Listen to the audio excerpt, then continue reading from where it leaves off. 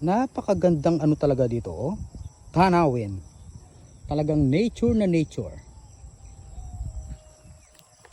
Siyempre guys, pag nandito ako sa ganitong nature, lagi kong hinahanap yung passion order or yung wild passion fruit. Ito, oh. Ayan. Karakal na pala karakal na pala maluluto, bunga. Mariosep, wait. Ay, my favorite. 'Di ba? My favorite, guys.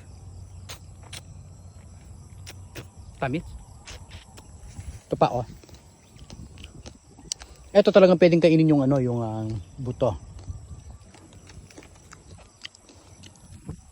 Ako ang nag-name nito ng ano, wild passion fruit kasi kalasa naman talaga siya ng passion fruit. Kung nakatikim na kayo, guys. Kung nakatikim na kayo ng passion fruit. Sarap. Amazing. Manyaman, so perfect.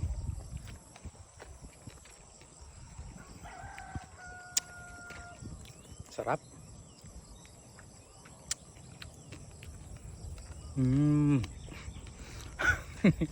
Kanyaman dah.